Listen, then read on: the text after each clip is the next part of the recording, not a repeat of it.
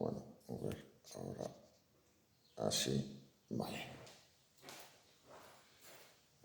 Bueno, pues estábamos por tanto con esta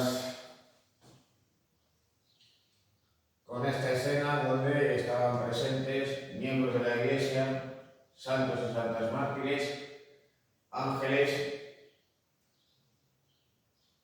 y también judíos y musulmanes ante el Cordero Místico, ante esa suerte de recreación de paisaje un tanto idealizado. Al fin y al cabo, pues incorpora elementos propios de la vegetación de los Países Bajos, pero también sus elementos, digamos, menos frecuentes, más fantasiosos, como por ejemplo esta palmera que observáis aquí. Bueno, aquí ya veis pues nuevamente en detalle estas representaciones. Bueno, aquí esta parte pues correspondiente a los judíos y paganos que se identifican pues con esas vestimentas, los turbantes, sus barbas largas y raras, etc. Mientras que aquí estarían presentes, por tanto, los eclesiásticos incluidos también estos frailes y eremitas. En las tablas que se encuentran a ambos lados de la central correspondiente al Cordero Místico, ¿con qué nos vamos a encontrar? Pues con personajes de la época. Por un lado, nos encontraríamos con jueces y letrados, es decir, pues aquellos burgueses vinculados a lo que sería la administración estatal de la época, o también el gobierno de las ciudades, o el ejercicio a través de los nobles o reyes de la época, caballeros con sus correspondientes armaduras, ermitaños y peregrinos, los cuales están acompañados por esta figura que nosotros deberíamos identificar con qué santo, con qué crees que es. San Juan Bautista, o San Pedro, San Cristóbal. ¿Y el niño dónde está? Nada, pues se la ha dejado por el camino. Luego ya, evidentemente, pues sí que se reconoce a uno de ellos, pues, llevando el sombrero de arancha y la venera. Es el evento que identifica a Santiago Apóstol, pero que de todos modos también identificará a los peregrinos del Camino Santo. Bueno, ¿y qué pasaba con las tablas que estaban pintadas en la parte trasera? Cuando hay que tener en cuenta de que la mayor parte del año el político estaba cerrado. Pues bien, nos vamos a encontrar con la figura de los dos donantes, con la representación de una anunciación y estas otras dos figuras. Bueno, aquí en las tablas superiores pues nos encontramos con la figura de dos profetas, el profeta Zacarías y el profeta Miqueas. Aquí ya en detalle tenéis las tablas correspondientes a la anunciación, donde, aunque nos vamos a encontrar con un interior más sobrio que el que vimos en la Virgen de Castilla y Lorén, pues sigue estando presente, digamos, esa minuciosidad propia de Jan Vaneyck, incorporando diferentes elementos, es decir, al interior doméstico, que llega a incluir incluso una vidriera y esa suerte de tabernáculo donde están presentes esos elementos propios de la arquitectura gótica de la época, pues hay que señalar cómo abre un paisaje de cara exterior, un paisaje urbano.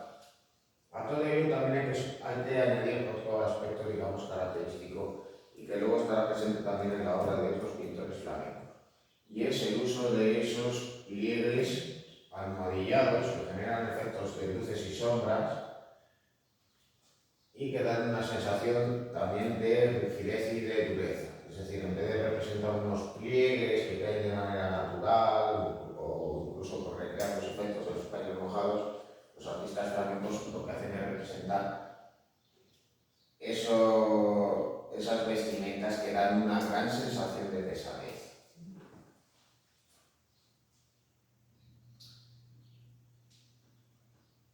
Bueno, luego también estas otras dos tablas donde están estas dos sibilas y las equivalentes a los profetas, es decir, incorpora ese elemento del paganismo a esta obra religiosa, la era por un lado, la cumbia por otro, y aquí estarían estas dos tablas donde representan a los dos santos Juanes, San Juan Bautista y San Juan Evangelista.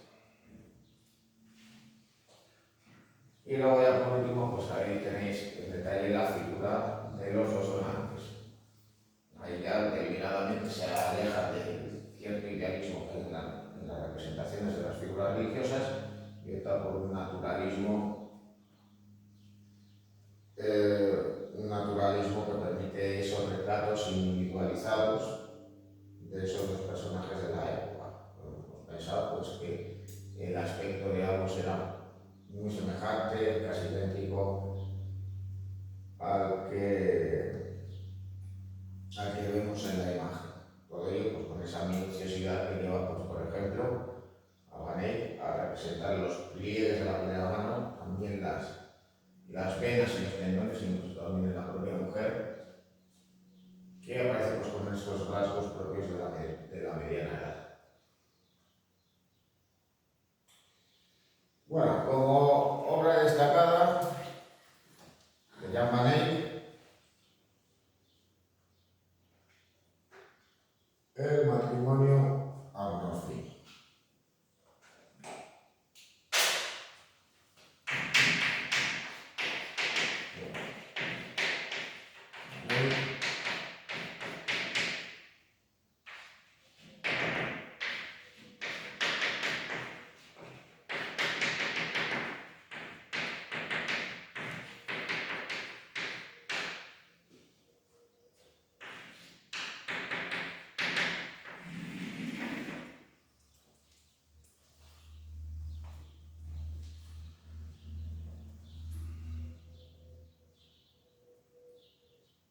Bueno, en este retrato, Jean Manet lo que va a hacer es representar a un comerciante de origen italiano asentado en Flandes llamado Giovanni Arnolfini y a su mujer, también de orígenes italianos, llamada Gian Cenami. El caso de todos los modos es que se dio una circunstancia muy curiosa con respecto a esta obra. La mujer aparece embarazada, pero en la realidad no es que no estuviera embarazada, es que no tuvo hijos con el comerciante. También tuvo un pleito con una amante suya, pero aún así esta obra pues también es tratada como una alegoría del matrimonio, con diferentes elementos que hacen referencia al mismo, incluido también el propio embarazo de la mujer.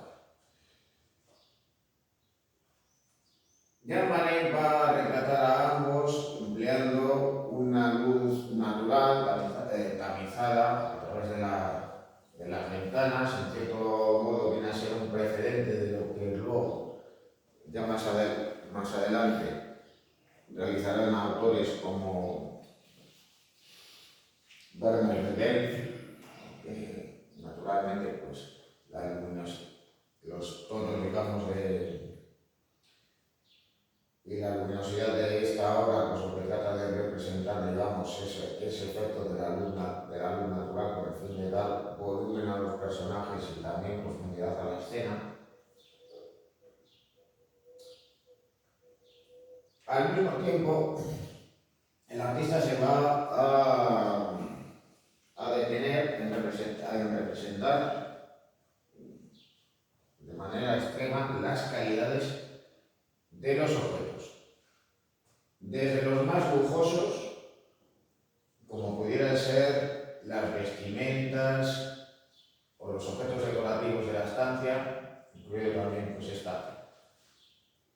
esta lámpara con espejo del fondo, a aquellos más modestos, como pudiera ser las vetas de la madera, del suelo y también de los fuegos. Incluso también pues, estaría el propio pelaje del perro. Bueno, para dotar de profundidad a la escena y teniendo en cuenta también esos elementos que he mencionado de la madera, Van Eyck va a recurrir a líneas de fuga, empleándose, en este caso no va a recurrir a un suelo de damero, aunque sí que lo cubre parcialmente con esa alfombra, pero sí a través de los tableros de madera del suelo.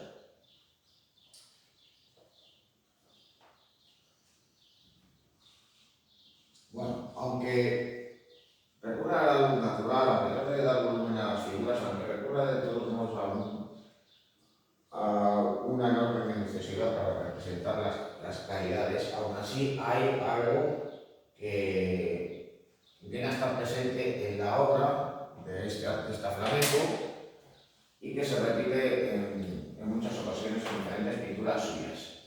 Y es que la obra nos transmite frialdad, porque nos parece que los personajes y la escena son rígidas. Los personajes nos parecen inexpresivos,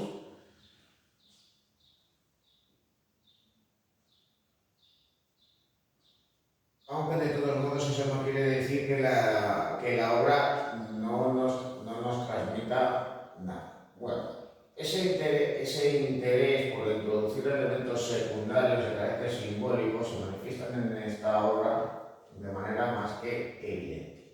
¿Y qué es lo que nos va a querer decir Van Eyck? Pues básicamente dos cosas. Por un lado, va a hacer una alegoría sobre el matrimonio, introduciendo diferentes elementos. Bueno, por un lado, en la lámpara solamente hay una vela que está encendida. Ahí. Bueno, pues ¿a qué haría referencia? Pues a la llama del amor que nunca se acaba, que nunca se apaga.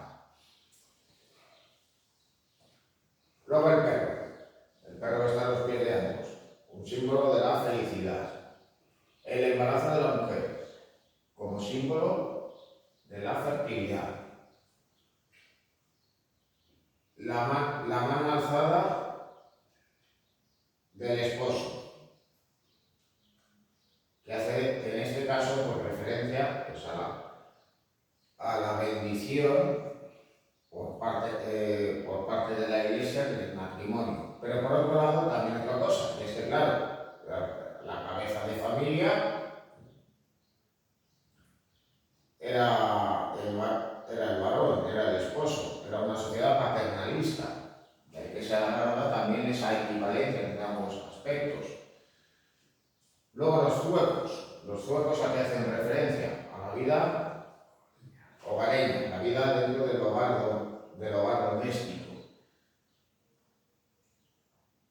Al fin y al cabo, pues aquellas personas pues, que permanecían poco tiempo en el hogar, que estaban de un sitio para otro, otras candileando, pues no eran consideradas como buenos esposos, no digo que sea en el caso de las mujeres.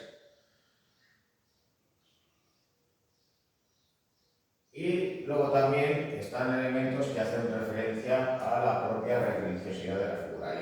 El espejo, con esas escenas relacionadas con la pasión de Cristo, y el rosario.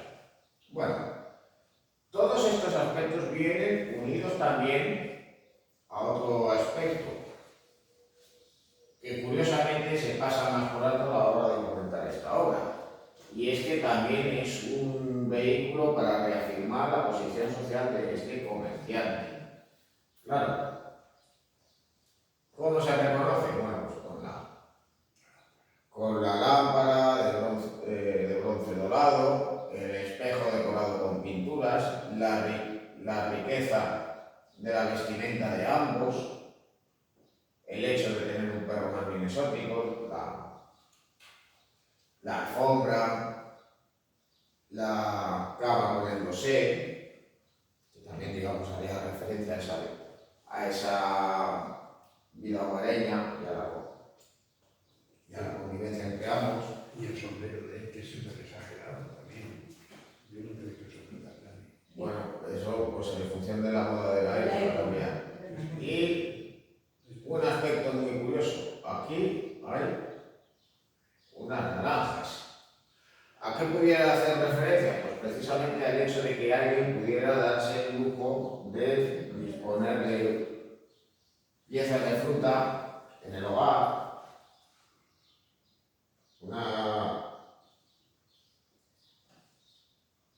un alimento pues que evidentemente no era frecuente en la época, que consumía poca gente, así que por tanto era visto como algo exótico que solo podían, digamos, los más poderosos.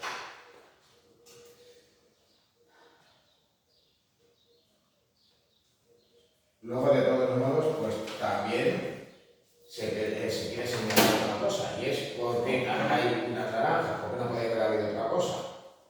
Bueno, pues en cierto modo pues, sería también referencia a esos orígenes familiares del matrimonio, siendo referencia, por tanto, a la península itálica. No penséis que las naranjas son, al fin y al cabo, pues un producto que solo se da en España o se daba en su momento.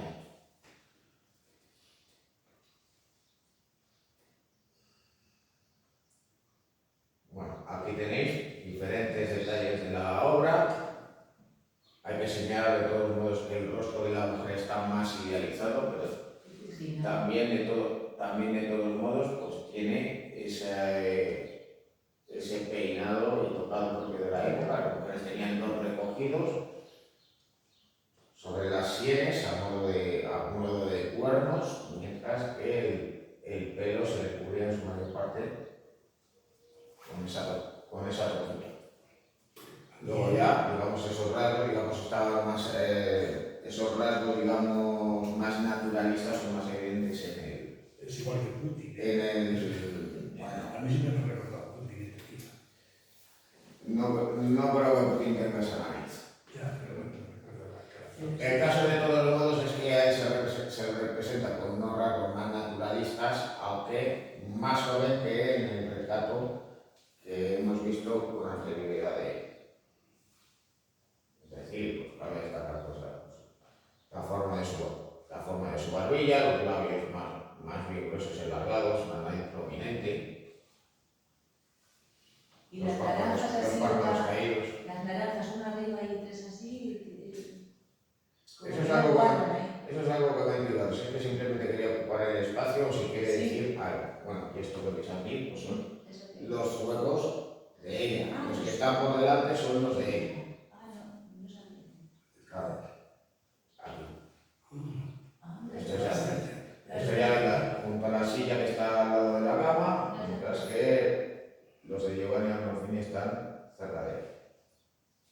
Pero las naranjas así una arriba y tres así, como si estuvieran desperdigadas por ahí. Luego además, pues fijaros hasta que este no llega la minuciosidad del artista, que aparecen los huecos con manos. Es decir, pues pensad que él pues, estaba teniendo a sus asuntos y los huecos pues ya se les ponía para andar por casa. ¿A qué se dedicaba?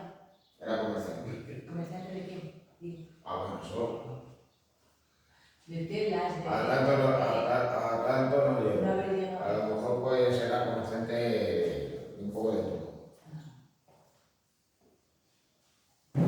Esto se les dedicaba lo mismo, cogían banana de España en otros sitios y... Pues eso, a fabricar comerciante de lana, Bueno, Roger Van der Velde.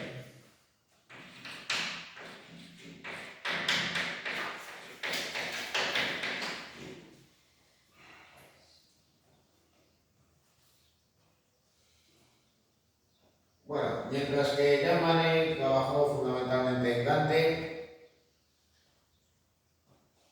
Roger van der Weyden, que pese a pese a tener ese nombre, era pues de orígenes francófonos, es decir, podemos pensar que procedería de la región de Valonia o de las Ardenas, puede ser también de la región de la Artois.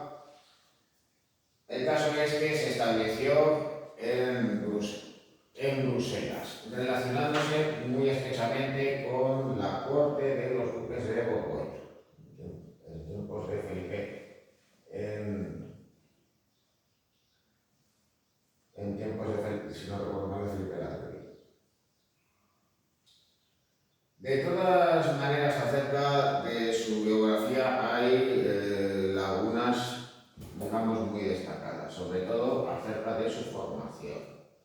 Hay quien piensa que estuvo en Italia y otros piensan que fue discípulo de Robert Campin, un artista del primer tercio del siglo XV.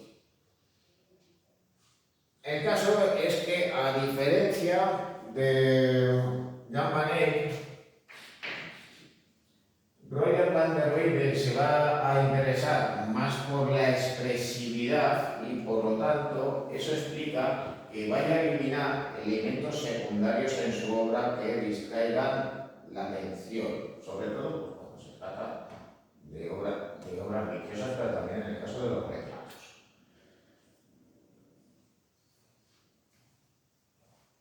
¿Por qué?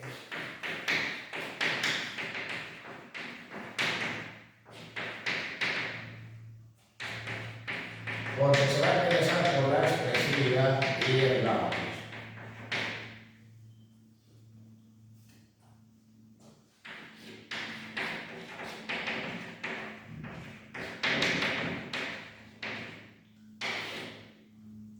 El naturalismo de este artista no va a ser solamente el hecho de representar de manera fidedigna las calidades de los objetos, sino que el naturalismo también va a estar presente en las expresiones y gestos. De hecho, pues los gestos de afecto van a estar presentes, pero sobre todo van a ser reconocibles las expresiones de dolor.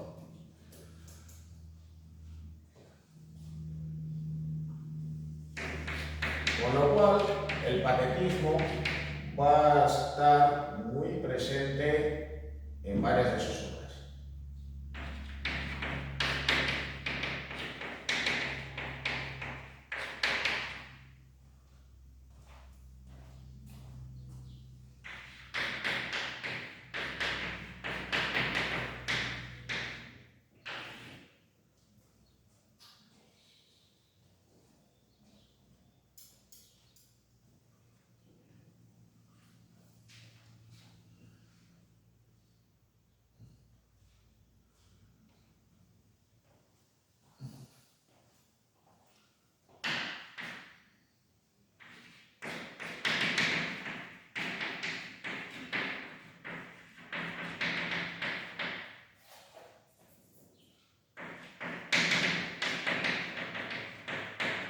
Al tiempo que se va a desinteresar por el paisaje de los interiores,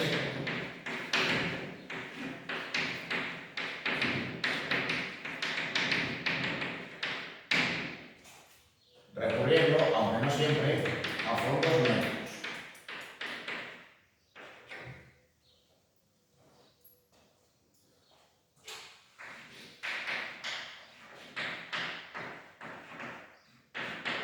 Es lo que sucede en la obra que tenéis delante.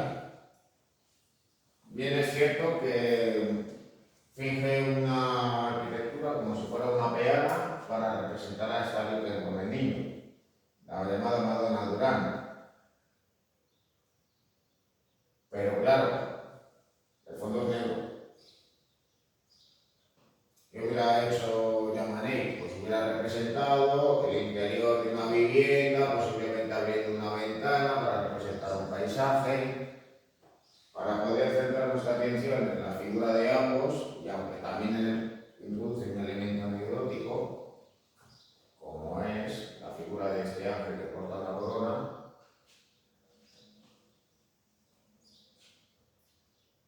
pues esto digamos que nos hace centrar más nuestra atención sobre dicha figura.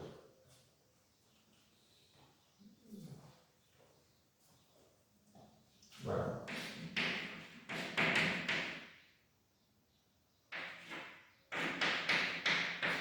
cabe señalar que en su obra están presentes gestos y posturas más naturalistas.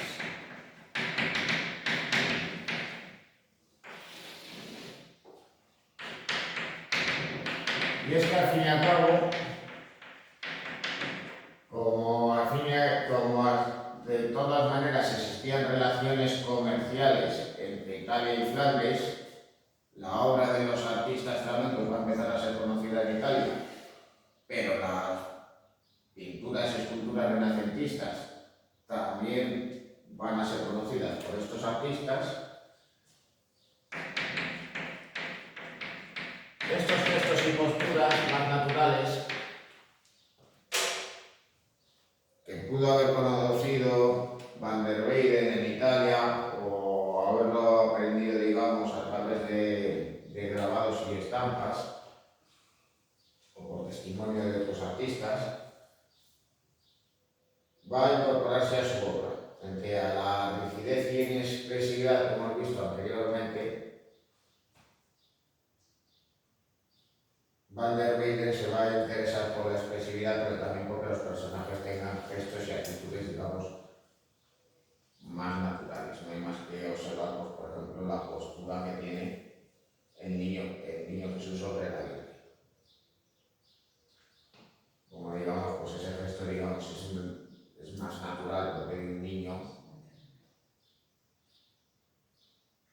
que al fin y al cabo pues trata de pasar las horas, pero lo que hace también es arrogar una de ellas. Bueno, ese naturalismo, pues, va a conducir también a otra cosa. Si en la obra de Jan van Eyck las composiciones tienden a la simetría,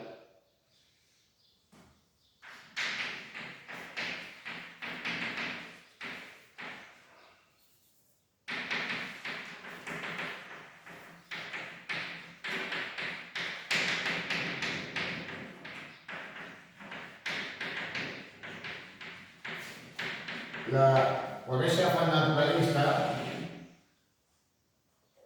las composiciones tienden hacia un cierto desorden.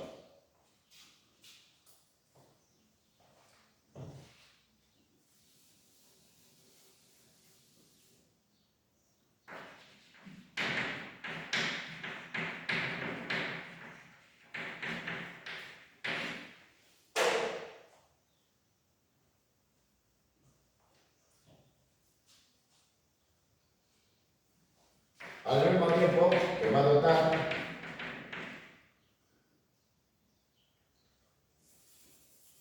a las figuras de monumentalidad. ¿Cómo lo va a hacer? Bueno, pues recurriendo en ocasiones a cumplimientos arquitectónicos, es decir, incluir las figuras en una peana, a reducir el aire en la composición, es decir, el espacio que se encuentra a los lados de las figuras y por encima de ellas, y sobre todo a optar a un punto de vista más bajo, para que nosotros, digamos, veamos las figuras desde abajo. ¿Y lo de la composición desordenada, qué es? ¿Que no hay simetría o...?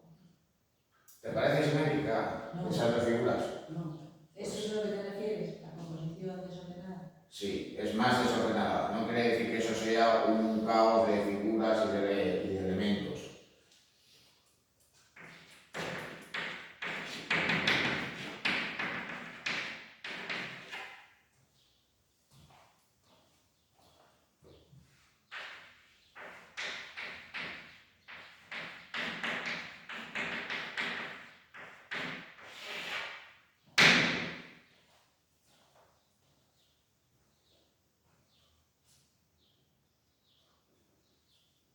Bueno,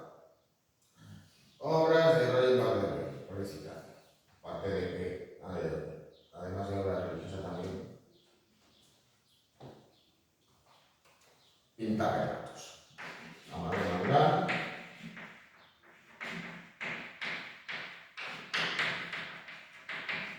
Bueno, los retratos de Roger Van der Weyden, los cuales los va a realizar personajes vinculados a la corte de los duques de Borgoña en Bruselas, pues vienen a ser, digamos, semejantes a esos retratos que hemos visto de Jean Manet. Tienden a la minuciosidad, al detallismo, aunque eso sí, pues va a recurrir a esos fondos neutros para centrar la atención en los retratados, los cuales aparecen pues realmente presentes a medio cuerpo. Bueno, a diferencia de su obra religiosa, en sus retratos pues no va a buscar la expresividad, no va a buscar el dramatismo. Los retratados van a ser retratos fidedignos, pero van a parecer generalmente pues inexpresivos y con posturas rígidas.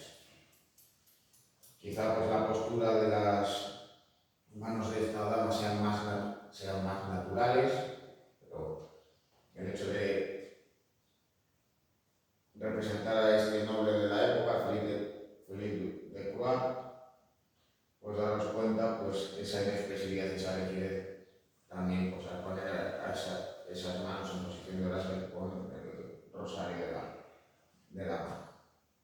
La religiosidad es imponente. Bueno, en la época de la Baja Edad Media, en tiempos del arte gótico, la sociedad no era, digamos, tan teocéntrica como hacia el año 1000, pero al fin y al cabo, digamos que se va abandonando esa visión que limitaba todas las manifestaciones de la vida y también las artísticas a aspectos religiosos. Digamos que se va abriendo poco a poco. Claro, aquel que le pidió ese retrato a Roger Van der Weyden, pues que era lo que quería, pues que le representase como una persona pía y devota. Por eso aparece como orante, con ese rosario de la mano, sin ser una obra religiosa, es decir, sin incorporarlo como un donante a, por ejemplo, una virgen con el niño.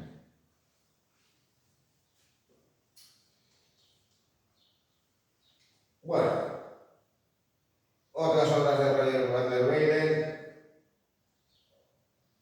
tenéis aquí, por un lado, el tríptico del tríptico de la Epifanía, diferentes tablas también, está María Magdalena leyendo. Aquí esta escena de la visitación, con el niño y esta representación de Santa Catalina de Siena. Estas dos tablas, por cierto, forman parte del mismo díptico. En cuanto al tríptico de la Epifanía, son estas tres tablas que nos encontramos aquí.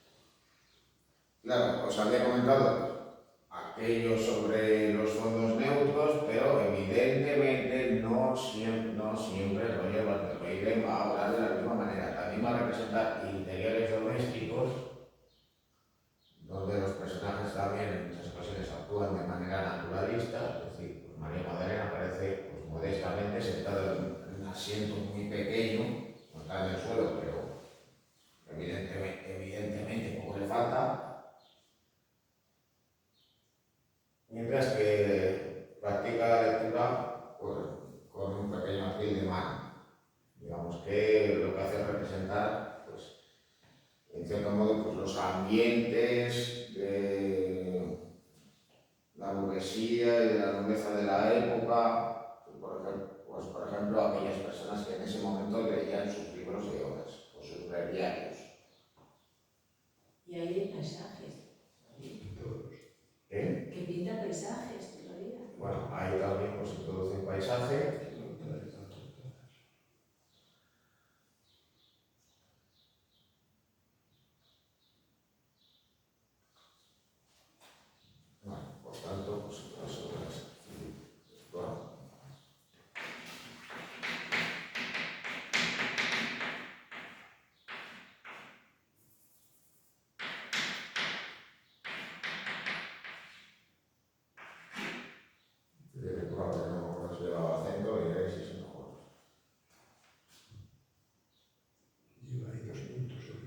dióresis en la lírica.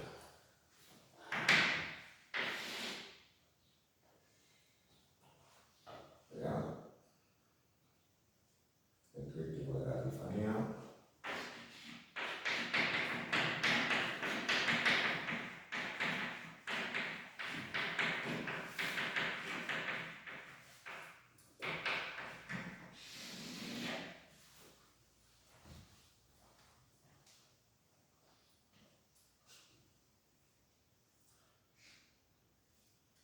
Claro, luego también hay que tener en cuenta de que estos artistas en muchas ocasiones estaban más cerca de las representaciones del siglo XIV, el tratamiento del paisaje que realizaban los artistas renacentistas italianos. Con lo cual, pues a la hora de ver estas obras, y aunque Roger van der Weyden representa interiores, también representa paisajes urbanos y campestres, pues en ocasiones pues, nos da la sensación de que comete errores de perspectiva, que elementos que están más próximos en el espacio son de menor tamaño del que les pudiera corresponder.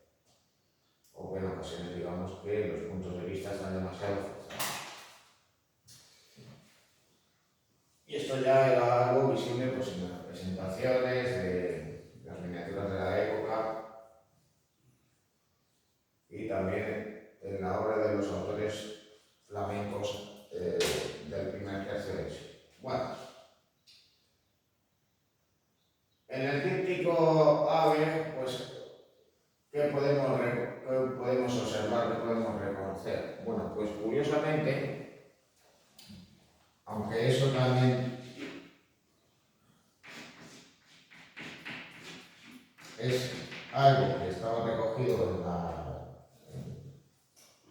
en las Sagradas Escrituras y los artistas tratan de recrearlo, Roger van der Weyden va a representar pues, una atmósfera tormentosa, literalmente pues se van abriendo unos nubarrones, la atmósfera se oscurece cuando Cristo ha fallecido en la cruz, y también están presentes gestos de dolor, alcanzando el patetismo, como podéis observar en la representación de la Virgen de San Juan Evangelista y en las Tres Marías, mientras que ya a la izquierda pues vemos que un tanto hipertérrito está la figura del donante, mientras que aquí a la derecha quienes están presentes son Nicomedes, José de Arimatea y un Simon. Lo dispuesto pues, a bajar a Cristo de la cruz. Bueno, esas muestras de dolor, esa representación del patetismo, no quiere decir que en ocasiones Roger van der Weyden busque el idealismo y muy especialmente a la hora de representar a la Virgen, a las santas y a los ángeles. Tenemos, por tanto, esos ejemplos en estos otros dos trípticos que se han conservado. El tríptico de la Anunciación, por un lado,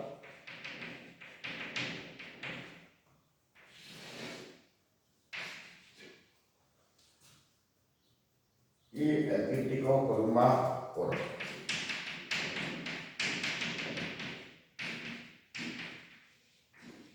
Podemos reconocer, sobre todo en el caso del segundo, cómo está presente una composición, digamos, más desordenada, cómo no va a buscar una simetría en la composición, como hemos visto, por ejemplo, antes en el políptico de Dante.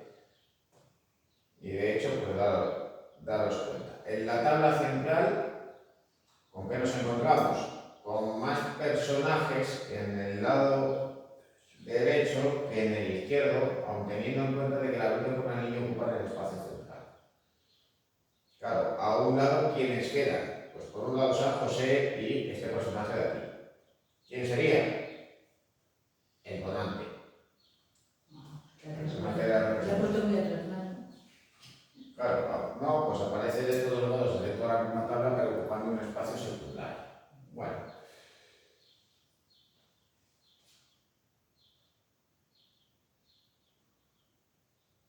aquí está presente la escena de la presentación en el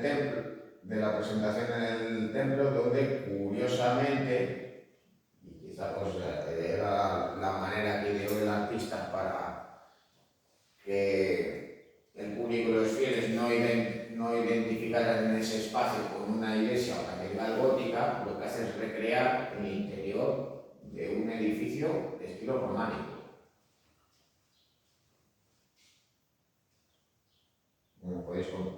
Como podéis comprobar aquí, como va a representar este espacio, donde está presente una tribuna, donde utiliza los arcos de medio punto, esa, digamos, versión un tanto sui generis de lo que es un edificio del siglo XI o del siglo XII.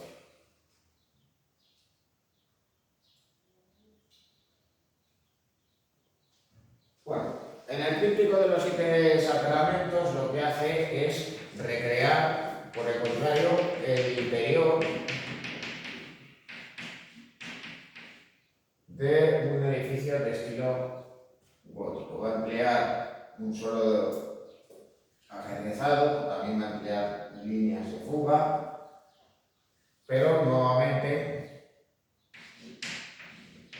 y al igual que otros artistas flamencos, Roger van der Weyden no conocía la perspectiva unifocal, con lo cual pues, nos vamos a encontrar con personajes que tienen el menor tamaño del que nosotros asociaríamos por su emplazamiento en determinado lugar. No recurre a la perspectiva jerárquica, pero evidentemente esos aspectos pues, no nos dan, digamos, sensación de naturalismo. Cosa que sí que nos encontramos pues, en el tratamiento de las calidades o el naturalismo, tanto en las posturas como en la representación de los sentimientos, aunque eso sí, también se llega al patetismo, daros cuenta de que la Virgen está desmayada de dolor. Esto, digamos, era más bien habitual en aquella época, también en el siglo XVI, pero con el Concilio de Trento,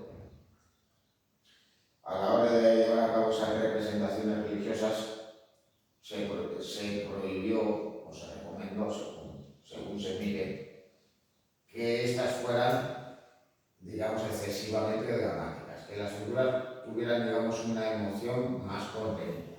Así que, claro, se podía representar a la Virgen llorando o apenada, pero no desfallecida. Bueno, ¿por qué se le llama naturalmente tríptico de los 7 sacramentos? Pues porque aparecen los 7 en las tablas, desde el bautismo hasta la extrema unción, pasando por la Eucaristía, que es lo que aparece aquí al fondo de la tabla central.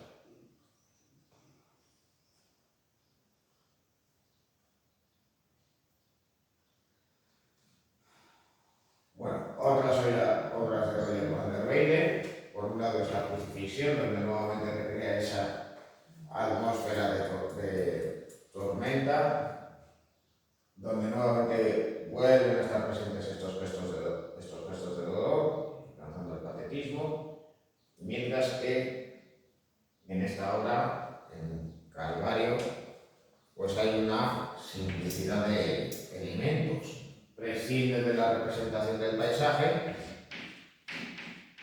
y la obra pues aparece dotada de una monumentalidad en la cual el artista pues parece que intentaba asemejarse a las representaciones escultóricas de la época. De hecho, daros cuenta, a diferencia de la iconografía habitual, que luego ya en el siglo XVI estará más presente y será más repetitiva, la Virgen, en vez de vestir de blanco y azul, y San Juan Bautista, en vez de aparecer con una vestimenta roja, pues aparecen ambos de blanco, como si vistieran las prendas que luego serán utilizadas para el sudario de Cristo. Que ese era el luto de antes, el luto se vestía de blanco.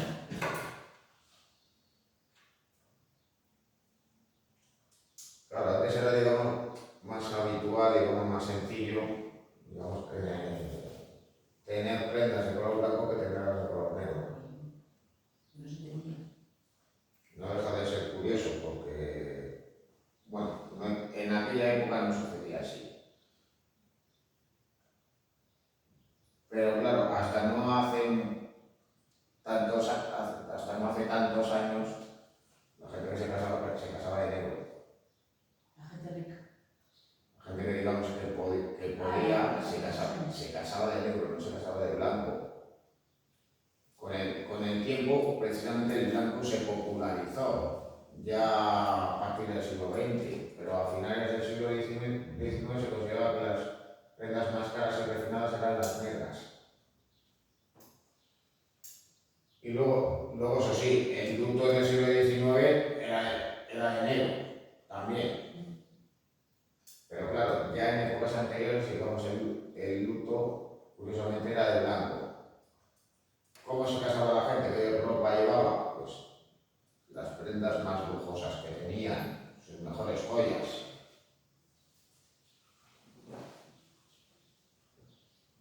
Es decir, no se casaban de blanco, tampoco tenían por qué hacerlo de negro.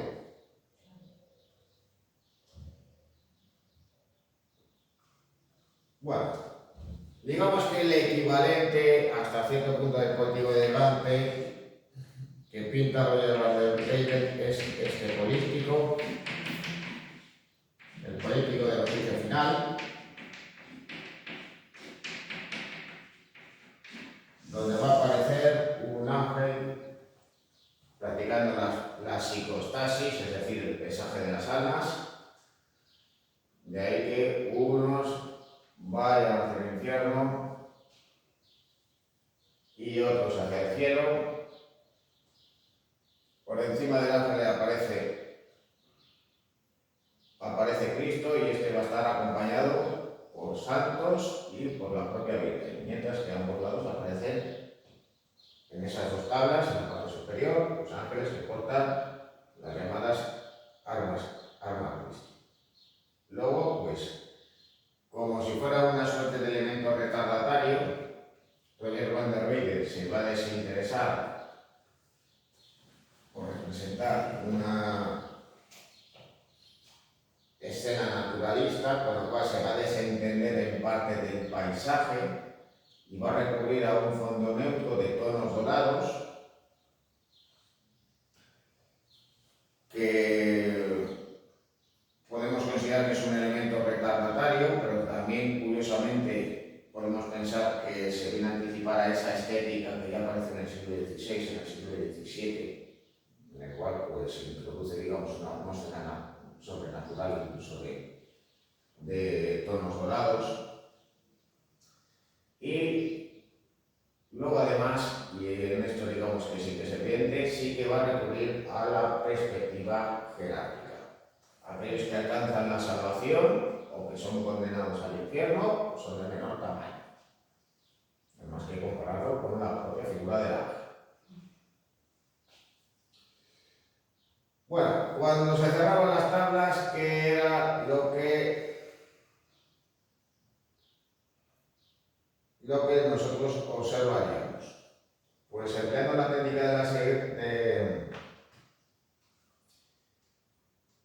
de la grisalla, pues nos encontramos con estas cuatro tablas donde está presente la escena de la Anunciación y estas otras dos figuras de santos. Aquí estaría San Sebastián, no recuerdo ahora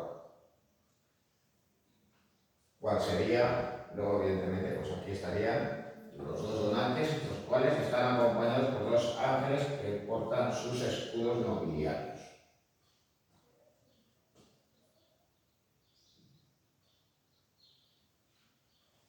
Y por último, como obra destacada,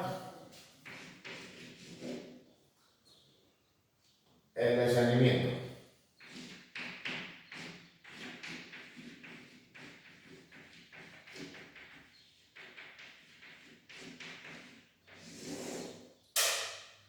Bueno, el discernimiento es una obra que, aunque está incompleta, resume perfectamente las características de la obra del autor.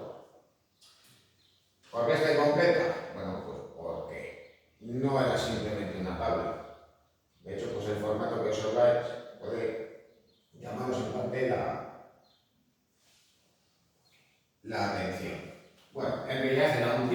pero el resto de tablas desaparecieron, las de los lados y las del reverso. Con lo cual, pues esa tabla central,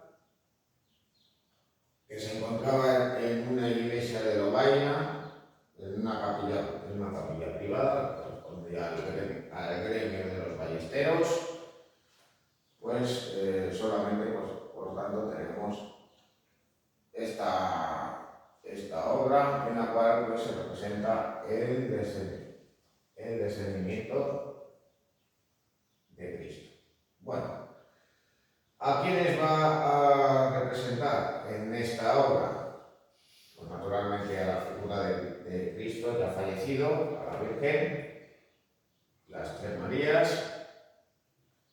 y San Juan Evangelista, acompañados de Nicomedes y José de Arimatea, así como por dos sayones, que son los que ocupan, digamos, el espacio más secundario en la representación.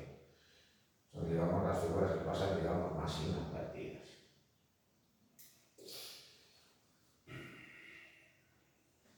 Roy Orban de Reide se va a desinteresar de representar el paisaje, se va a desinteresar de presentar elementos que distraigan la atención para centrar nuestra atención en las figuras a las cuales va a dotar de monumentalidad.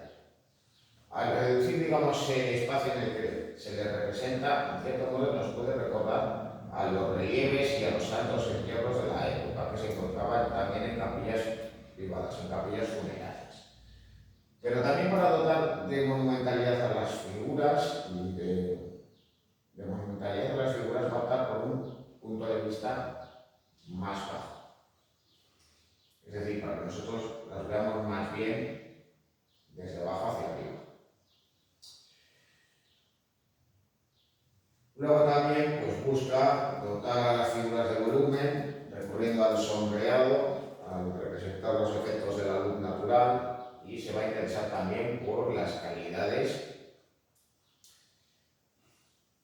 de los objetos. No hay más que ver, digamos, cómo trata las vestimentas. En unas ocasiones va a representar, digamos, un aspecto, digamos, más pesado, más voluminoso. En otros casos los pliegues van a caer de manera más natural.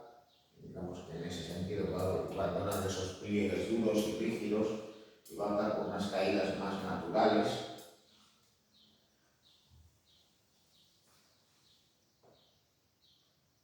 Al tiempo que también se va a interesar en realizar, por un lado, retratos individualizados de los personajes,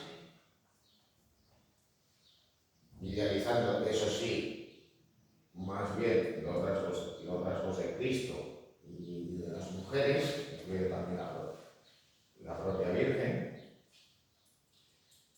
pero también en donde están presentes los gestos de dolor y las actitudes patéticas. Al fin y al cabo, está presente, en el caso de la Virgen, pues esa expresividad que se le dota, pues en este caso, pues a una mujer por obra de dolor, que literalmente ha desfallecido y de hecho pues, sus carnaciones más bien grisáceas, semejante a la de Cristo ya fallecido. Luego además, curiosamente, pues ese naturalismo en la representación pues le lleva a realizar un estudio anatómico más bien realista y a representar los efectos del rigor mortis. No hay más que ver cómo cae el brazo y además cómo representa su musculatura.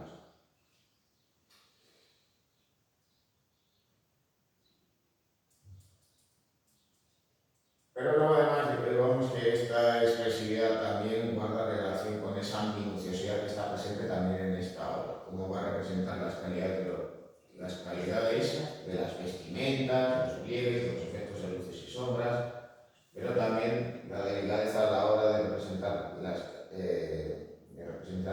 digamos, esos gestos con naturalismo, al mismo tiempo que también con minuciosidad, como por ejemplo pues, se recrea a la hora de utilizar las lágrimas Sí, sí. o a la hora de marcar los rasgos de expresión en las figuras. Así, por ejemplo, pues en el caso de María Magdalena, representa a una mujer joven, de una belleza ideal, pero aún así incorpora marcas de expresión en el rostro. ¿Y la que llevas quién es? Pues no sé si. Nuestra María, pues la otra. Pues no sé si sería no sé si sería la Verónica, no estoy seguro. De alguna de las dos.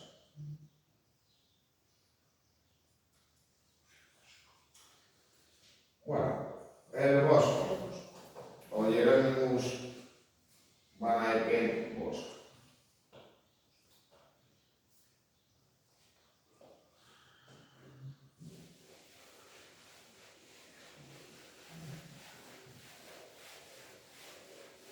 Era de orígenes holandeses. En ese momento, digamos que Holanda era un lugar más apartado de la producción artística, es decir, Flandes era la región más rica de los Países Bajos, la región de Holanda no era la región de Holanda del siglo XVII.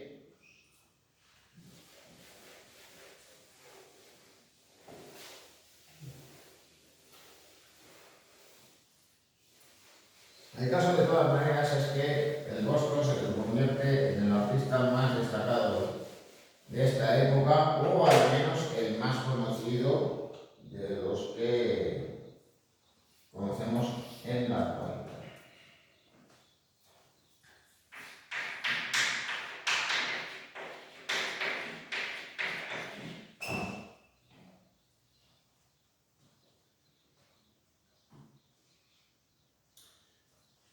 De todas maneras, el caso del Bosco es muy singular, es un artista que en cierto modo fue redescubierto en el siglo XX y en cierto modo los surrealistas se vinieron a identificar con su obra. Al fin y al cabo, es un artista con una obra de estética muy singular y personal.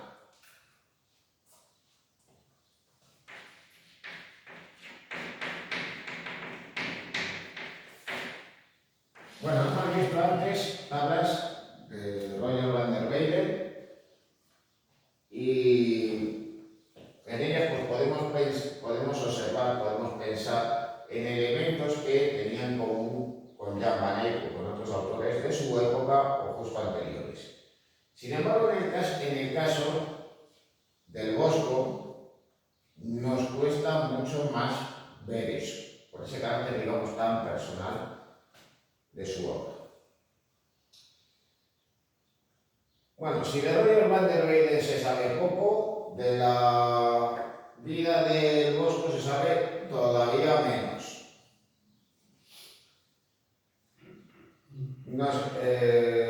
Es decir, porque se sabe muy poco de su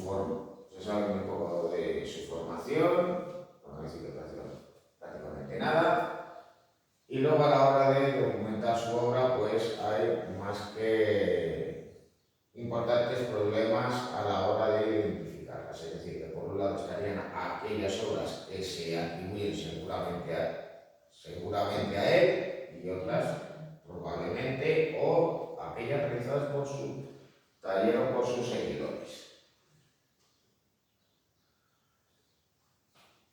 En caso de todos modos, y aunque nos pudiera parecer lo contrario, las pinturas del Bosco guardan más semejanzas con las de Jan van Eyck que lo que nos pueda parecer. ¿Por qué? Bueno, hemos visto las pinturas de Roger van der Weyden, cómo él, en momentos determinados, va a prescindir de la representación del paisaje o de interiores para centrar la atención en las figuras que va a realizar a gran tamaño. Sin embargo, el Bosco, ¿qué es lo que va a hacer? Pues representar paisajes muy amplios con una gran cantidad de elementos que va a representar de manera muy minuciosa. Y en ese sentido, no es que esté cerca de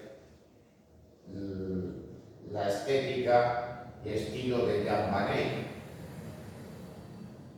es que más bien está más cerca de los miniaturistas de la época que de aquellos que realizaban pinturas sobre tabla.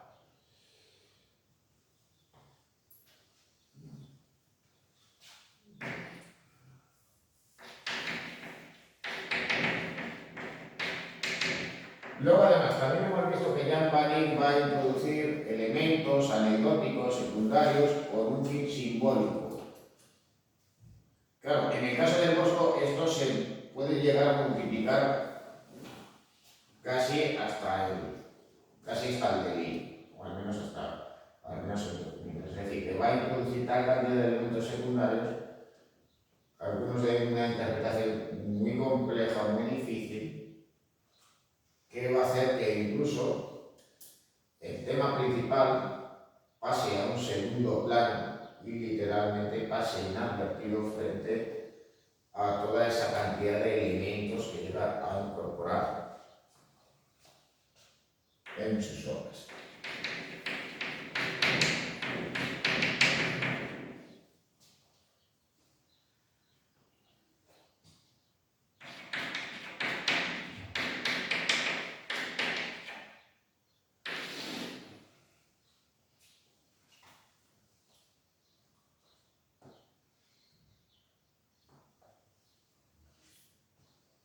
¿Cómo hace eso? Bueno, pues en primer lugar, aunque puedo poner personajes en primer plano y que ocupen un espacio destacado, como esa figura de San Juan Bautista, lo que va a hacer es optar por un punto de vista elevado, es decir, nosotros veríamos desde arriba el paisaje y todo aquello que quiere representar, lo cual le permite representar una gran cantidad de elementos.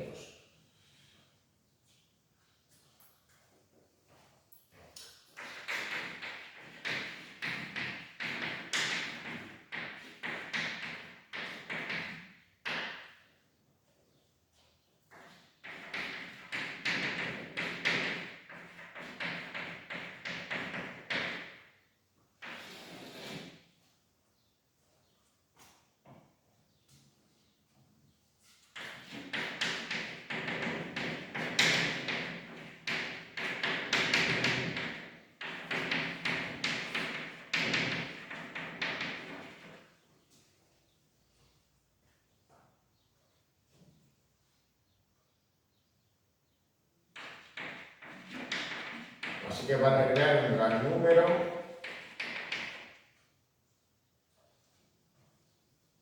de elementos, escenas y personajes.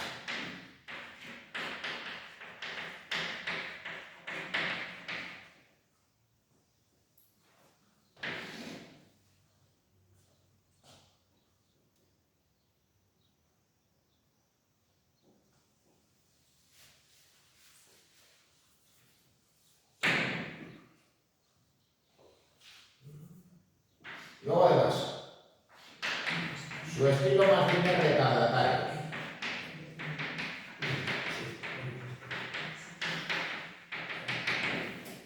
Si Roger van der Weyden pues tiene aspectos que en cierto modo pues vendríamos a reconocer como elementos de influencia renacentista, el Bosco, curiosamente, que es un artista posterior, no presenta esos elementos.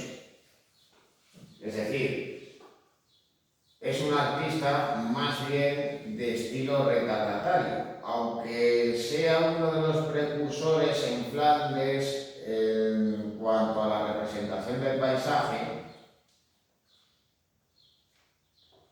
Eso no obvia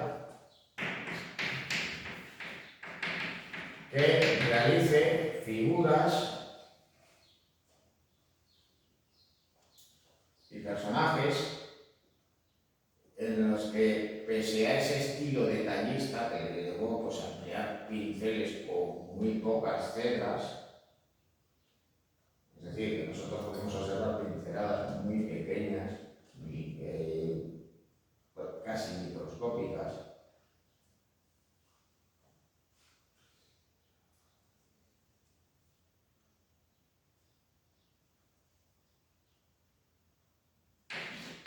Estas figuras presentan un aspecto esquemático.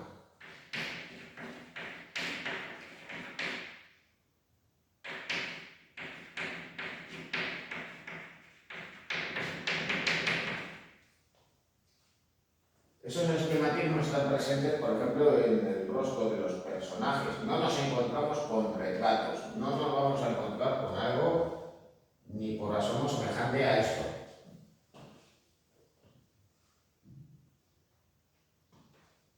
Es decir, que lo que tenemos delante en esa obra, las meditaciones de San Juan Bautista, no es un retrato. Es decir, que aunque nosotros veamos ese personaje con esa nariz, digamos, tan singular, con esos cabellos largos, con esa barba también alargada, pues en realidad no estamos pensando en un retrato de alguien de la época. Luego ya, pues cuando él representa a mujeres, a jóvenes, etcétera, etcétera, pues esos rasgos convencionales se acentúan, si cabe, todavía más.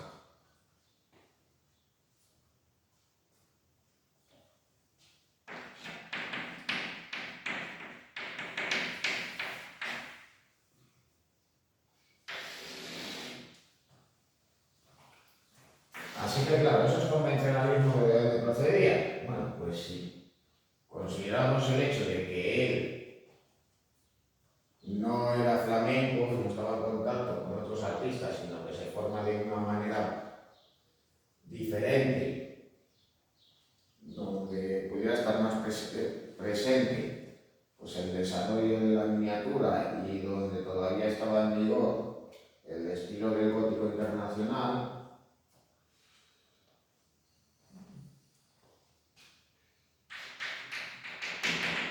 pues esto lo va a incorporar a su obra. De hecho, pues las miniaturas de los grabados de la época van a tener una influencia decisiva en su obra.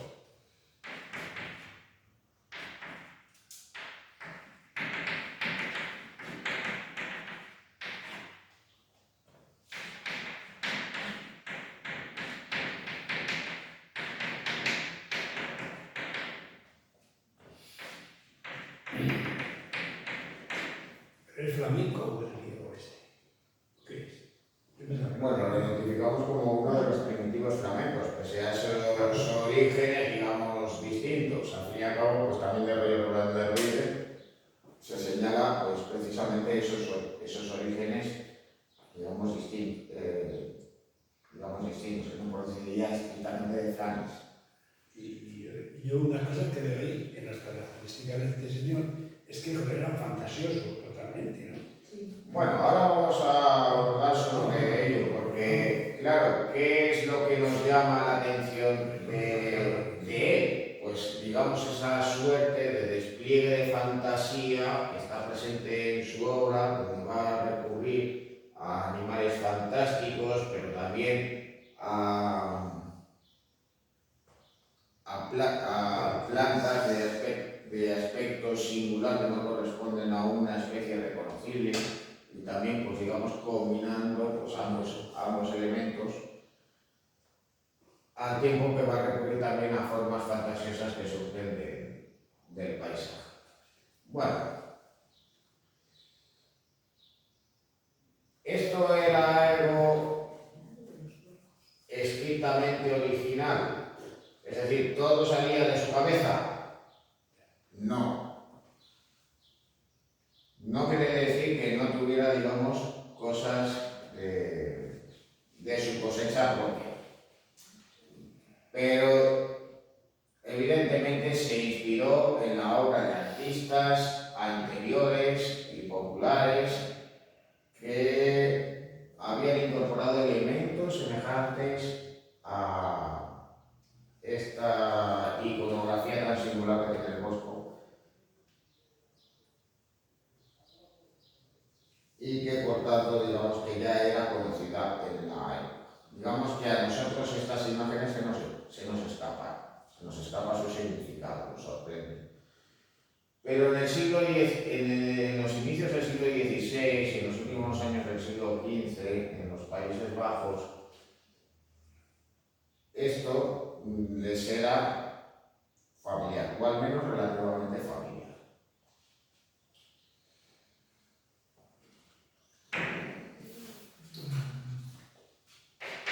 Bueno, de todos modos, todos esos elementos fantásticos guardan relación también con otra cosa.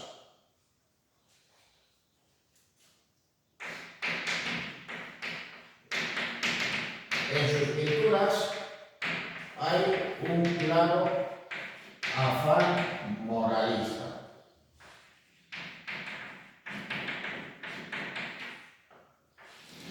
Cuando uno observa pues, un tríptico como el del Jardín de las Delicias, uno puede pensar que no se sabe muy bien qué es lo que el Bosco pretendía hacer. Y lo que él pretendía era una cosa muy concreta, fruto también de la religiosidad de la época, pero también con una visión, digamos, satírica que empieza a estar presente en la pintura flamenca. Bueno, ese afán moralizador ¿en qué consistía? Pues en una cosa muy simple, como que una vida de pecado alejada de Dios, a donde te lleva al final es al infierno y a la condenación eterna.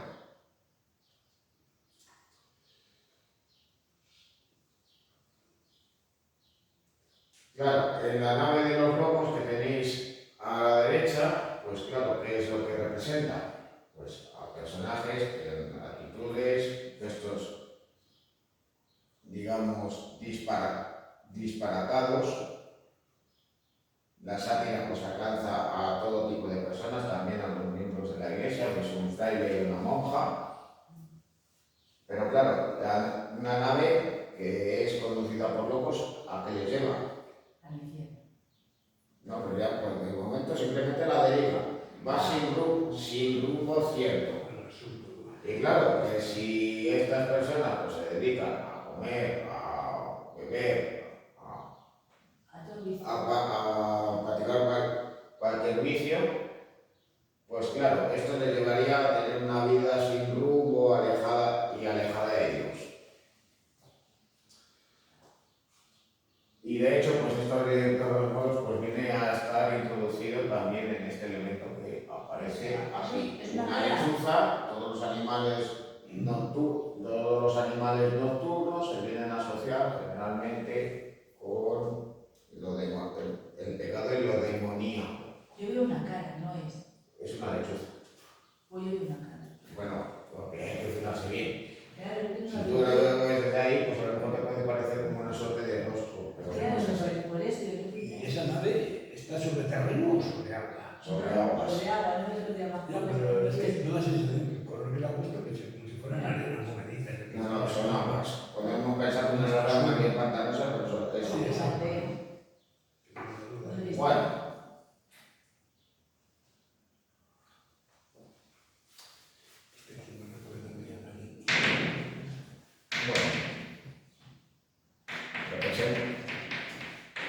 Representa obras en relación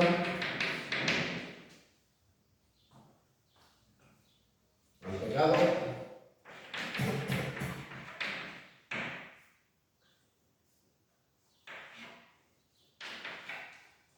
y la condenación eterna.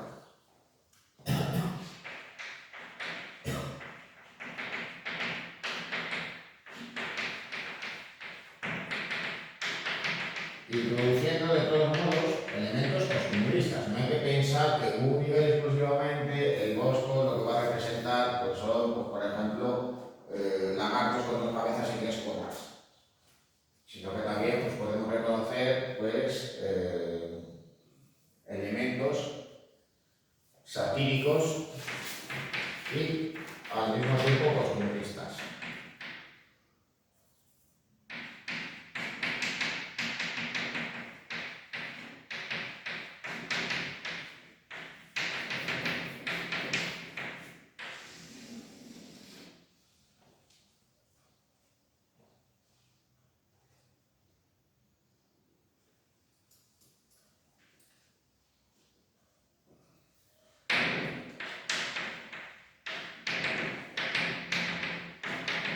También introduce elementos fantásticos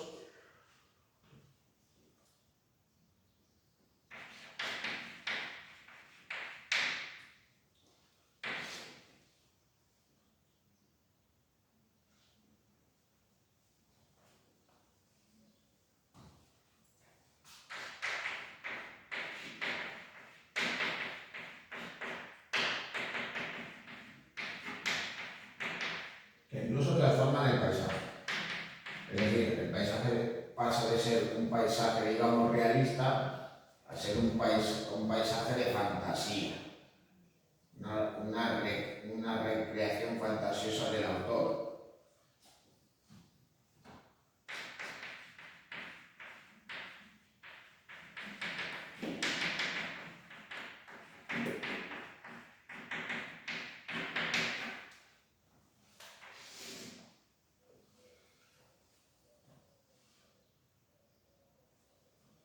¿Y qué es lo que va a hacer? Pues va a recurrir a elementos secundarios que estaban en el arte, en las llamadas, que además eran, digamos, de conocimiento de la época,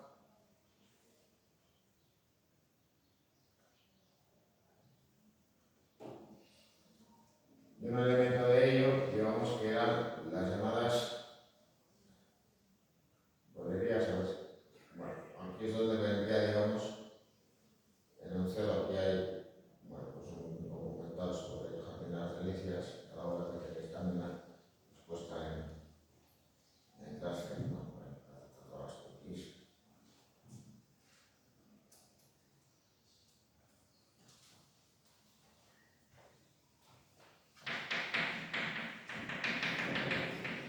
Recurriendo a elementos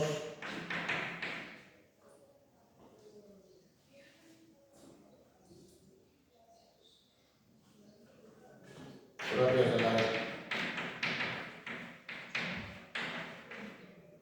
de las duolerías.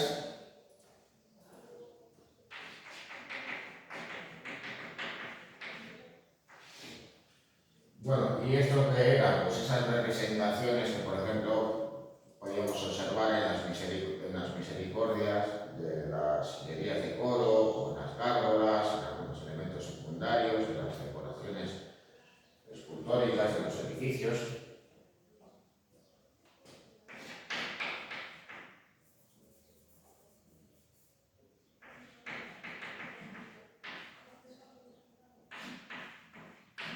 Así que, por tanto, eran figuras que formaban parte de los animalarios de la época, es decir, podíamos encontrarnos con seres fantásticos que recreaban figuras demoníacas, también con animales realizando actitudes propias de los humanos, sátiras de los vicios de la época.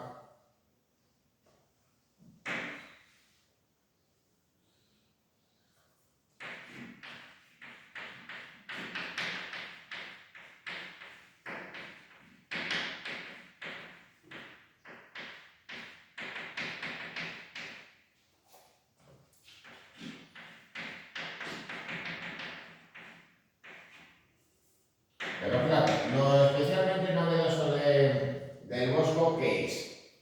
Pues en vez de utilizar esos elementos secundarios en un espacio marginal, los va a multiplicar y en vez de aparecer en un lugar prácticamente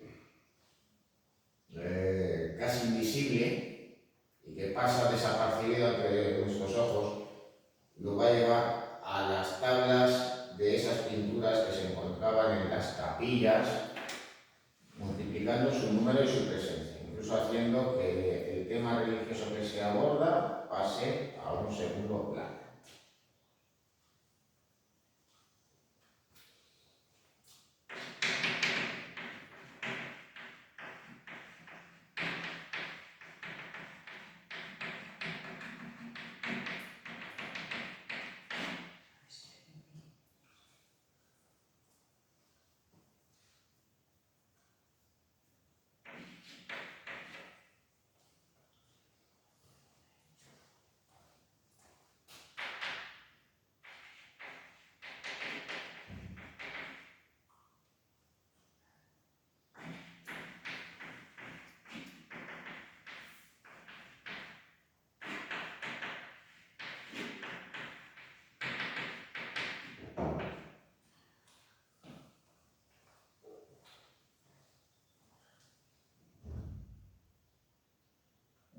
no siempre digamos que el Bosco actúa de la misma manera, sino que en ocasiones digamos que va a recurrir a obras más convencionales, pero aún así, de todos modos, pues esto es reconocible en esta obra. El tríptico de Santa Wilgefortis. Bueno, la tabla central está destinada a esta santa que murió martirizada en la cruz. El caso es que ¿dónde va a introducir esos elementos secundarios y fantasiosos? En las tablas de los lados, donde va a modificar elementos del paisaje y donde va a estar presente además un aspecto muy habitual en él, y es el introducir una ciudad en llamas, con esa atmósfera infernal, mezcla de humo, de fuego, con edificios en ocasiones pues, derruidos, asemejando pues, más bien que el aspecto de ese espacio es el propio de un lugar con actividad volcánica.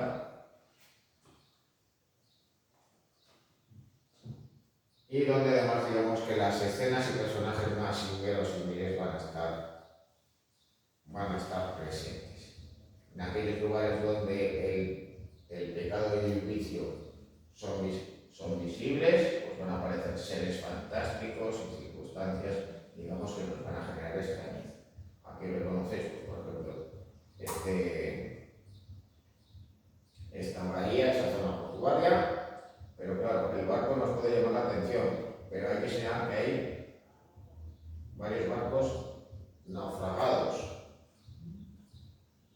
Así que digamos, pues eso se representaría, digamos, ese desmoronamiento donde ya empieza a estar presente pues, el pecado con seres además, pues, que nos pueden llamar la extrañeza, pero también con esos elementos secundarios que nos llaman poderosamente la atención.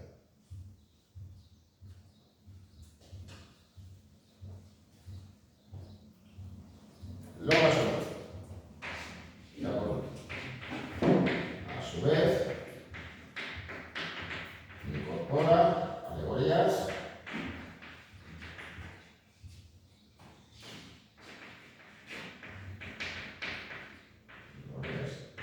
muchas de difícil interpretación.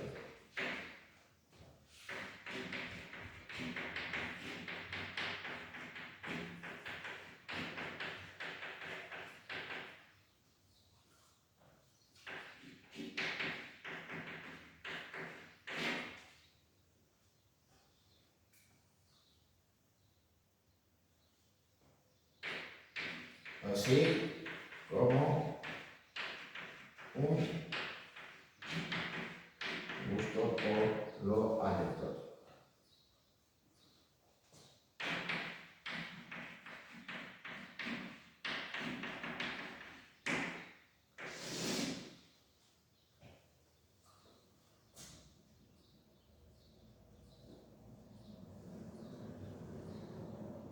Aquí, pues naturalmente, podéis reconocer ese punto de vista tan elevado que permite representar paisajes muy amplios, al mismo tiempo que va a introducir una serie de elementos, escenas secundarias, que hasta cierto punto también distraen al espectador. Bueno.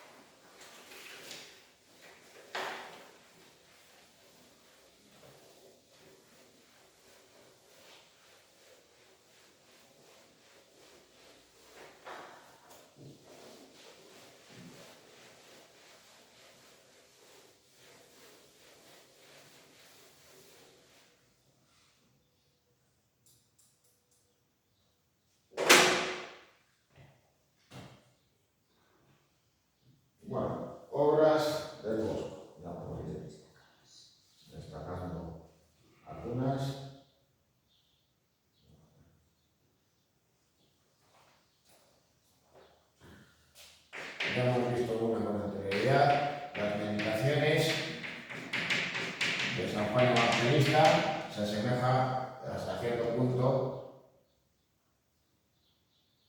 a su su San Jerónimo penitente o su San Jerónimo militante.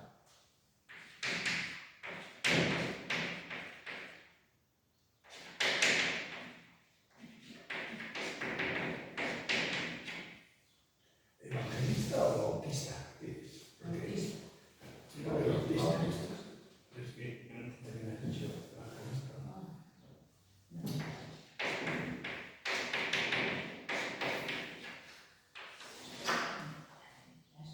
Bueno, en este caso, pues, ¿qué elementos, digamos, fantásticos en donde va a representar, digamos, la figura de lo demoníaco va a estar presente? Pues, en ocasiones, digamos, que va a alterar el paisaje con formas más bien extrañas, pero también nos vamos a encontrar con formas donde se incorporan elementos vegetales, animales, en una misma forma, o que incluso digamos que son aspectos alejados de la realidad. Daros cuenta, pues esta suerte de elementos que forman parte de esa planta. Claro, podemos pensar que es una zarza, pero claro, esa suerte de globos oculares que puede representar un fruto, un huevo, una suerte de combinación de ambos, porque al fin y al cabo se abren y de ahí pues salen pues, insectos, bichos. Como no lo veo bien. Eso lo emplea mucho. Claro, ahí de todos modos digamos que lo que nos da a entender el bosco es que lo demoníaco, las tentaciones están presentes, pero aún así se le acompaña la figura del Cordero con esta referencia a Jesucristo.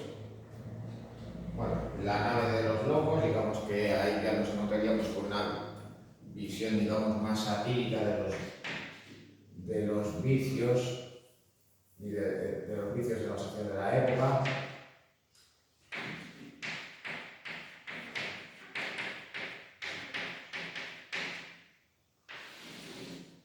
Y que en buena medida, pues luego ya con posterioridad va a inspirar a la obra costumbrista con esa visión, digamos, moralista que tendrá ya en el siglo XVI Bruegel el Viejo. Bueno, luego ya el crítico de Santa Virgefortes, que ya en su tabla central, digamos, que es más convencional en la representación y donde vemos esos rasgos un tanto simplificados y convencionales propios de la miniatura del siglo XV y del estilo del gótico internacional. Es decir, ya digamos un estilo más retardatario por fechas, digamos que el Bosco tenía que haber estado más próximo pues, al estilo propio de los pintores renacentistas de la época o de algunos contemporáneos suyos influidos por esos autores italianos, cuando no fue así. Bueno, acerca del crítico de los Reyes Magos, pues en este caso pues digamos que observamos una obra pues, más convencional, pero aún así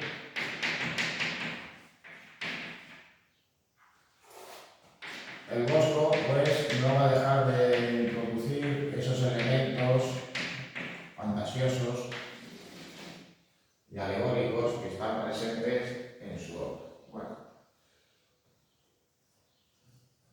independientemente de introducir la figura de los donantes con sus correspondientes patronos, nos encontramos con esta adoración de los Reyes Magos,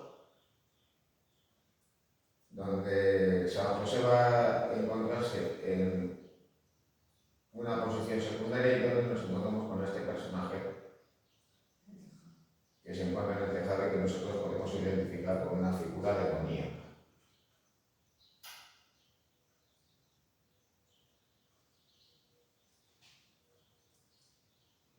Bueno, luego hay otras obras donde nuevamente nos vamos a encontrar con esos paisajes tan amplios, aunque en este caso la escena se va a encontrar en primer término, son estas dos tablas, la de San Juan Evangelista en Patmos y esta figura de San Cristóbal. Bueno, en el caso de San Juan Evangelista lo que aparece es este personaje, este mosco con rasgos antropomorfos, pero también con elementos propios de un reptil, de un pájaro y también de un insecto. Aunque de todos modos pues, se va a acompañar de otras figuras. El águila, uno de sus símbolos, el ángel, y luego ya en la parte superior pues, la Virgen con el niño. En el caso de esta representación de San Cristóbal, pues va a introducir elementos también fantasiosos, pero también anecdóticos. No deja de ser curioso como aparece aquí este ballestero que está ahorcando a lo que parece un oso más que a un hombre. Luego también, pues nuevamente va a incorporar esas formas fantasiosas que incorporan el paisaje, donde está presente, digamos, lo demoníaco. Aunque de todos modos, pues eso no impide introducir otros elementos religiosos, digamos, pues aunque lleva todos este tipo de figuras fantasiosas, pues no impide introducir elementos religiosos que hacen referencia a la posible salvación de hombre. En este caso, pues, la cruz de la Villa, la figura de este religioso, que también se encuentra al borde del agua.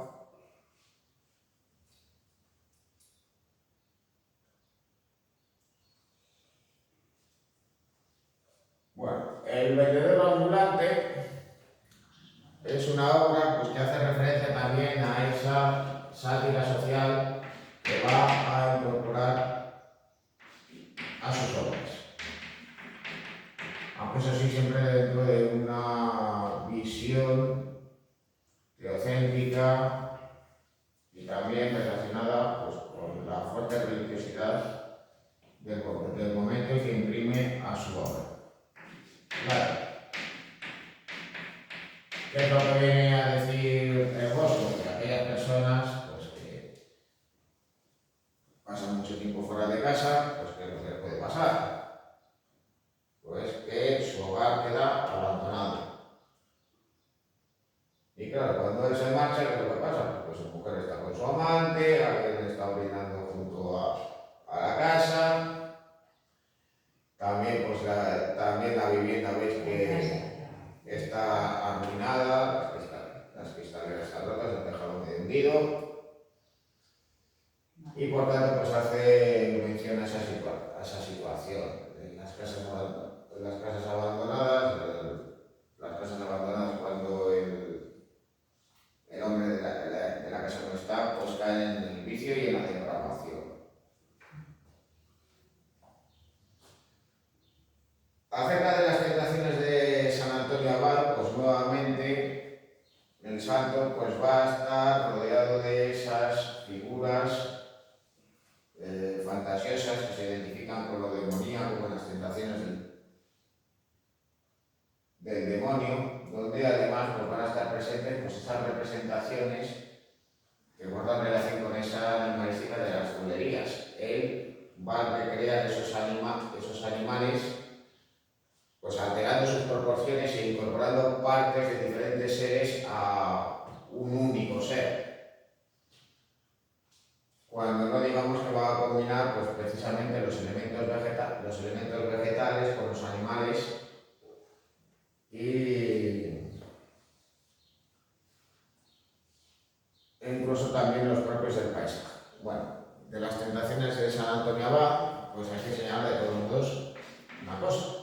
Y es que él aparece, digamos, al margen de todo ello, serio, meditando y, curiosamente, sentado en esa forma de orar de árbol seco que forma una suerte de hornacina, como si fuera, pues, literalmente, el tabernáculo correspondiente de una sillería de cuerpo. Y la cabeza en una posición antinatural. Parece que tiene la cabeza cortada y la han puesto ahí, de mala manera. Es antinatural, eso no me entiende, pero bueno. Bueno, quedan más horas aparte de esta y no solo para las delicias. Vamos a concluir hoy con esta obra, si queréis. La estación de la piedra de la locura.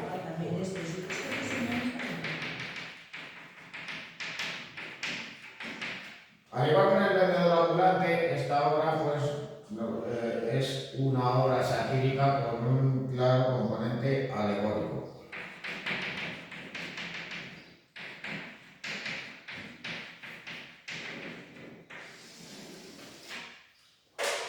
Claro, los elementos simbólicos, digamos que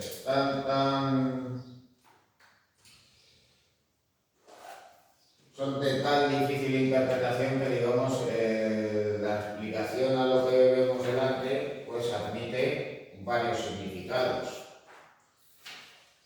Bueno, lo primero va por daros cuenta que en la escena nos encontramos con una operación de neurocirugía, pues en el mejor sitio para poder llevar a cabo pues, una operación quirúrgica al aire libre. El caso es que por una ayuda a la cabeza aparece el propio cirujano que al paciente le está abriendo la cabeza y le está extrayendo curiosamente una flor. ¿A qué haría referencia? Bueno, pues daros cuenta cómo marca precisamente la boquilla del personaje, sus calzas. Así que digamos que viene a hacer referencia pues, al posible vigor sexual del personaje y que el hecho de extraerle la flor pues precisamente se lo va a llevar. O sea que de piedra nada. Pero de todos modos pues también habría que señalar pues, la presencia de este religioso y también la presencia de una mujer con un libro en la cabeza pues haciendo mención pues precisamente al hecho de ser una persona iletrada. Al fin y al cabo, pues la sátira podía ir encaminada pues, precisamente a ese tipo de prácticas que perjudicaban a los pacientes más que beneficiarles ante la inoperancia de los médicos y cirujanos de la época, pero también digamos que podía hacer hincapié pues, precisamente a esa manera de arrebatar la locura, identificado también con la pasión y la vitalidad, porque al fin y al cabo el cirujano viene a ser acompañado como ayudante por un clérigo. Así que eso digamos que nos puede generar dos interpretaciones. Por un lado, que esa intervención quirúrgica lo que hace digamos es rebajar las pasiones mundanas del personaje para evitar que peque, o bien criticar este tipo de prácticas que incluso había miembros de la Iglesia que defendían, cuando lo que debían defender era precisamente pues, obedecer la ley de Dios y ser un devoto cristiano, en vez de llevar a cabo determinado tipo de prácticas que estaban alejadas de lo que era considerado por entonces propio de las personas cristianas. Bueno, y con esto lo dejamos.